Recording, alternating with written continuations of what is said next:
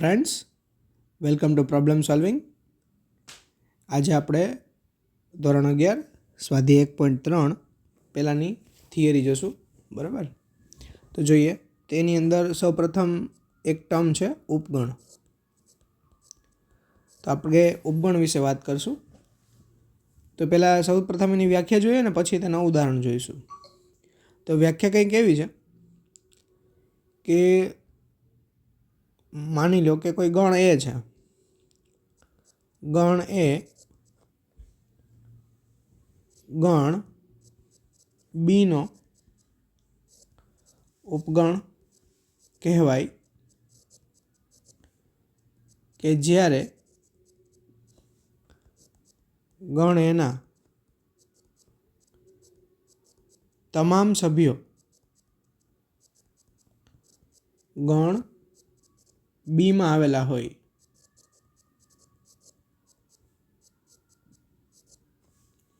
એટલે કે જો ગણ એના તમામ સભ્યો ગણ બીમાં આવેલા હોય ત્યારે આપણે એવું કહી શકીએ કે ગણ એ છે એ ગણ બીનો ઉપગણ છે. ઓકે, તો ગણ બીને શું કહેવાય? તો ગણ બીને ગણ એનો અધિગણ કહેવાય. ઓકે, તો ઉદાહરણ દ્વારા જોઈએ. માની લો કે ગણ એની અંદર સભ્યો છે 1, 2, 3 અને 4. માની લો કે તમારો બી ગણ છે એની અંદર સભ્યો છે 1, 2, 3, 4, 5 અને 6. તો તમે અહીંયા જોઈ શકો છો કે ગણની અંદર જે 4 સભ્યો છે 1, 2, 3, 4 એ બીની અંદર પણ આવેલા છે 1, 2, 3, 4 અને એ સિવાય પણ સભ્યો આવેલા છે. તો આને સિમ્બોલિકલી સંકેતની અંદર કેવી રીતે લખાય? તો કે એ ઉપગણ બી. જે આ સિમ્બોલ છે આડા યુ જેવો એને વચાય ઉપગણ. ઓકે, અહીં એ છે એ બીનો ઉપગણ છે, જ્યારે બી છે એ એનો અધિગણ છે. તો અહીંયા કહી શકાય કે બી એ એનો અધિગણ છે. જો તમારે ઇંગ્લિશમાં જાણવું હોય કે આને શું કહેવાય, તો જે ઉપગણ છે એને ઇંગ્લિશમાં કહેવાય સબસેટ, જ્યારે અધિગણને ઇંગ્લિશમાં કહેવાય સુપરસેટ. શું કહેવાય? સુપરસેટ.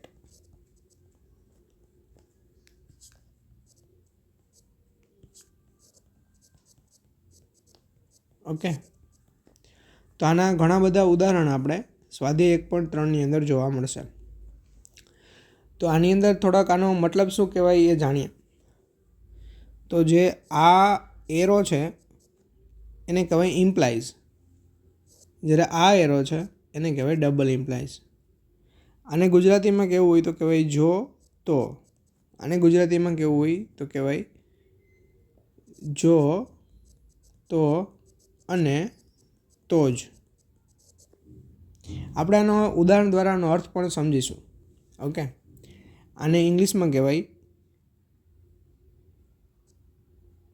If and then. જ્યારે આને કહેવાય ઇફ એન્ડ ઓનલી ઇફ. તો ડબલ ઇમ્પ્લાઇઝ છે, આને ઇમ્પ્લાઇઝ પણ કહેવાય અને ડબલ ઇમ્પ્લાઇઝ કહેવાય. અને શોર્ટમાં IFF પણ ઘણી વખત લખવામાં આવે છે. ઓકે, તો જોઈએ આનું ઉદાહરણ. ગણના માધ્યમથી જ જોઈશું, એટલે કે ઉપગણના માધ્યમથી જ જોઈશું, જે હમણાં તાજું ભણ્યા છે તે. માની લો કે A belongs to A, it implies A belongs to B. અહીંયા મેં એક સભ્ય સ્મોલ એ લીધો છે ગણ એની અંદરથી. હવે મને એ ખબર નથી કે આ ગણ એનો આ એ છે એ કયો સભ્ય છે. મેં રેન્ડમલી કોઈ પણ ચૂઝ કરેલો છે અને મને શું મળ્યું? એ સભ્ય મને બીની અંદર મળ્યો. ધેટ મીન્સ કે હું કોઈ પણ એનો સભ્ય લઉં છું તો એ મને બી ગણની અંદર મળે છે. એનો અર્થ એવો થયો કે જે ઉપગણની વ્યાખ્યા છે કે ગણ એ ગણ બીનો ઉપગણ કહેવાય કે જ્યારે ગણ એના તમામ સભ્યો ગણ બીમાં આવેલા હોય. તો એ જ મતલબ થયો ને કે મેં રેન્ડમલી ગમે એ સભ્ય ઉપાડ્યો ગણ એની અંદરથી અને એ મને ક્યાં મળ્યો બીની અંદર.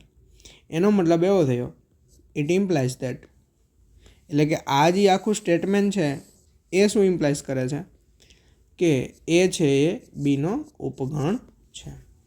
ઓકે, જો હવે આવું ઊંધું થાય તો એને દ્વિપ્રેરણ કહેવાય. ઊંધું મતલબ માની લો કે એની અંદરનો સભ્ય છે તો એ મને બીની અંદર પણ મળે છે, અને જો બીની અંદર કોઈ સભ્ય હોય અને જો મને એની અંદર મળી જાય તો આ બંને મળીને દ્વિપ્રેરણ બનાવે છે, એટલે કે ઇફ એન્ડ ઓનલી ઇફ બનાવે છે. બરાબર, તો અહીંથી હું આવું લખી શકું કે A belongs to A if and only if A belongs to B. આનું નેગ્લેશન પણ થાય, આનું ઊંધો મતલબ થાય, અથવા તો આનું નકાર પણ થાય. ઓકે, જે આપણે આગળ ભણીશું. તો આ દ્વિપ્રેરણનો મતલબ એવો થાય કે એ આ એક સભ્ય છે એ એની અંદર છે તો એ બીની અંદર પણ છે, અને જો એ બીની અંદર છે તો એ એની અંદર પણ છે અને છે જ. ઓકે, દ્વિપ્રેરણનો મતલબ આવો થાય. તો અહીંયા એક પ્રેરણના કારણે એ ઉપગણ બી મળ્યો હતો, તો જે આ પ્રેરણ હતું એના કારણે મને એ ઉપગણ બી મળ્યો, તો આ પ્રેરણને કારણે મને શું મળશે? બી ઉપગણ એ મળશે કે નહીં?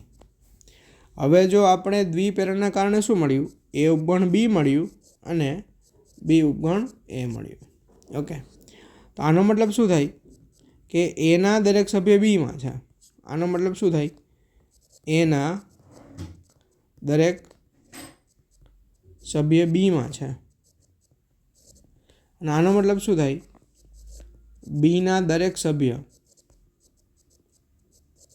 એમાં છે. એટલે કે તમે અહીંયા જુઓ કન્ક્લુઝન કે બંને એકબીજાનો ઉપગણ છે, બંનેના સભ્યો એકબીજામાં છે, તો એ બંને ઇક્વલ થઈ ગયા કે નહીં? Yes, definitely. તો આ બંને છે એ ઇક્વલ થઈ ગયા. તો અહીંથી આપણને એક બીજી વસ્તુ શીખવા મળી, દ્વિપ્રેરણ એક બીજું મળ્યું કે એ ઉપગણ બી હોય અને સાથે સાથે બી પણ એનો ઉપગણ હોય, તો આનાથી મને શું મળે? આનાથી મને મળ્યું એ બરાબર બી. તો અહીંથી ઊંધું પણ કહી શકાય, જો આ બે ગણ સરખા હોય તો એના સભ્યો બીમાં હશે જ અને બીના સભ્યો એમાં જ હશે, ત્યારે તે બે સરખા થાય. તો અહીંથી મને આમ ડબલ ઇમ્પ્લાઇઝ પણ હું કરી શકું, દ્વિપ્રેરણ પણ મળી શકે. ઓકે, હવે આપણે જોઈશું સાર્વત્રિક ગણ. ઓકે, સાર્વત્રિક ગણ. સાર્વત્રિક ગણને ઇંગ્લિશમાં કહેવાય યુનિવર્સલ સેટ. એને આપણે દર્શાવીશું કેપિટલ યુ વડે. સાર્વત્રિક ગણની કોઈ પર્ટિક્યુલર વ્યાખ્યા નથી, પણ એને શબ્દમાં સમજી શકાય કે જ્યારે આપણે કોઈ પર્ટિક્યુલર ગણના સંદર્ભમાં એના ઉપગણ કે એના ઘટકો વિશે વાત કરીએ, એના વિશે ડીલ કરીએ, એના ઓપરેશન્સ કરીએ, એનો જ ઉપયોગ કરીએ, એના ઘટકો અથવા તો ઉપગણનો, તો તે વિશિષ્ટ સંદર્ભવાળા ગણને યુનિવર્સલ સેટ કહેવાય. માની લો કે હું અવિભાજ્ય, વિભાજ્ય, તટસ્થ જેવી સંખ્યાઓ વિશે વાત કરવા માગું છું, તો આ સંખ્યાઓ શેની કયા ગણની ઉપગણ છે? તો કે પ્રાકૃતિક સંખ્યા એનના ઉપગણો છે. અવિભાજ્ય સંખ્યાને બધી ભેગી કરું, વિભાજ્યને ભેગી કરું અને તટસ્થને ભેગી કરું. તટસ્થ અહીંયા ગુણાકારના સંદર્ભમાં મેં વાત કરેલી છે.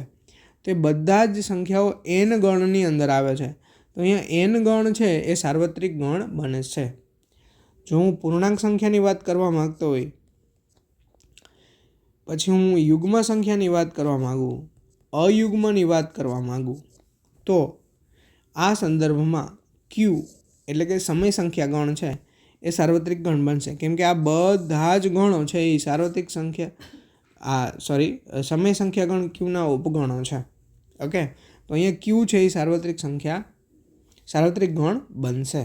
ઓકે, તો હવે વધારે ઉદાહરણો આપણે સ્વાધ્યાય 1.3ની અંદર જોઈશું, અને હજી એક ઉચિત ગણની વ્યાખ્યા બાકી છે, તો જોઈ લઈએ.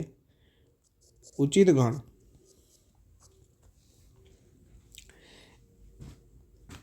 ઉચિત ઉપગણ.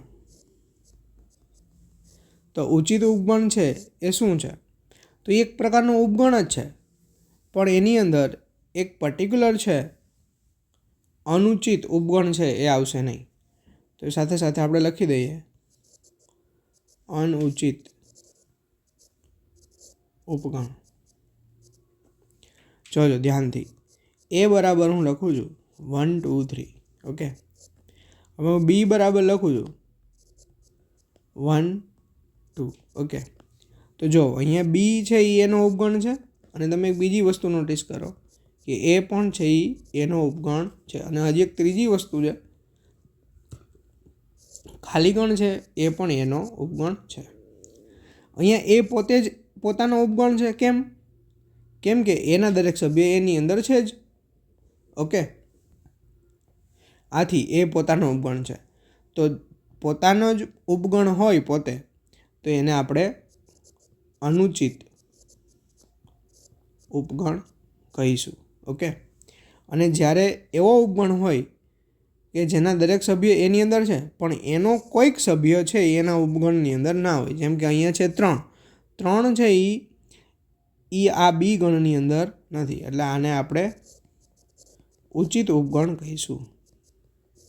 ઓકે, હવે આમાં છે ને ઘણા બધા મેથેમેટિશિયન વચ્ચે વિરોધાભાસ છે કે ભાઈ આ ખાલી ગણ છે એના દરેક સભ્ય એની અંદર છે, એટલે કે ખાલી ગણ છે એ દરેક ગણનો ઉપગણ બનશે ને બનશે જ.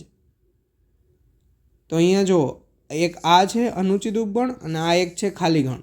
એ દરેક ગણના ઉપગણ હોય. ગણ પોતે પોતાનો ઉપગણ હોય અને ખાલી ગણ પણ દરેક ગણનો ઉપગણ હોય.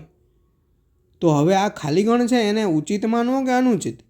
આપણા પાઠ્યપુસ્તક મુજબ, ગુજરાત બોર્ડના પાઠ્યપુસ્તક મુજબ આ જે 5 છે એને આપણે ઉચિત ઉપગણ માનેલો છે, પણ ઘણી બધી ટેક્સ્ટબુકની અંદર, ઘણી બધી રેફરન્સ બુકની અંદર આ 5 છે એને અનુચિત ઉપગણ માનેલો છે.